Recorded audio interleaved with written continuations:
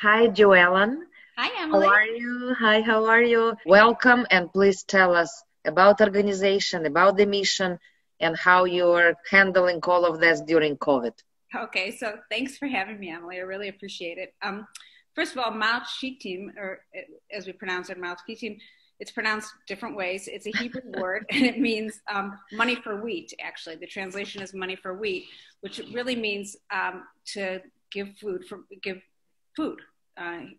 Instead of money, giving wheat or giving food to recipients and to organizations. So we've been trying to do that to help people to celebrate the Jewish holidays. Our mission is to provide opportunities so that people can volunteer and give to others so that they can celebrate Jewish life with dignity. And so we have been doing that, and we started delivering packages, and we deliver food for Rosh Hashanah, we deliver food for Passover. We also help quite a bit with Holocaust Community Services in giving luncheons and social opportunities so that survivors can get together and mingle and have some entertainment and celebrate Jewish life, something that they weren't able to do, as you know. We were able to send people gift cards for the holidays. So we sent gift cards, and if people were elderly or couldn't get out of the house, we offered to shop for them.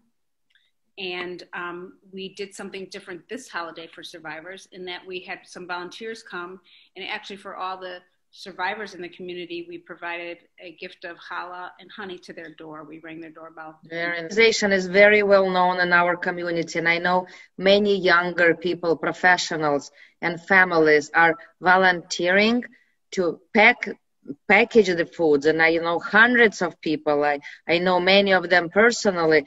Last year, I would never forget in this winter, in the most, in the snow, in the coldest day that we were outside in Buffalo Grove with many of my American comrades from TNG, with Dean Glassman, right, and the team, yes.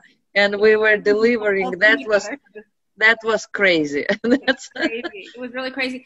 I think the thing that's so nice about it is that it brings families together, and it brings people who have young children, that they actually get to meet people who came from the former Soviet Union, even if their parents did.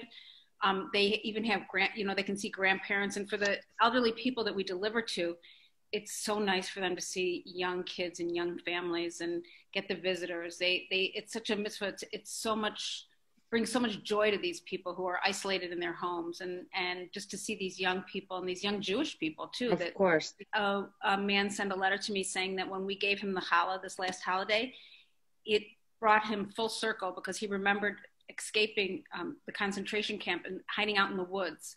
And all he would dream about at night was his mother's challah. And then to have some stranger with little kids come and deliver him challah, something he thought he would never survive, right. He said it was full circle. It meant the world to him. And Joellen, thank you very much for what you guys doing. And please, we couldn't do it without our volunteers and our donors. We just couldn't. We need the volunteers. We want the young families to come and join us. It means so much for the kids to go visit these elderly people and help them. It raised better children for sure, and good parents who are doing that with their kids. I know my kids did it with their kids, so it's. Yes, please stay with us, reach out to us. Thanks for having you here. And before any holidays, if you need our help, whatever we can do to help and get the name out, please give us a call and get, on the air and tell people that you need them. I'm sure there will be many people who would love to support. Thank you. Thank you very much. Stay safe. You stay safe too. Thanks. Thank you. Okay. Bye-bye. Okay.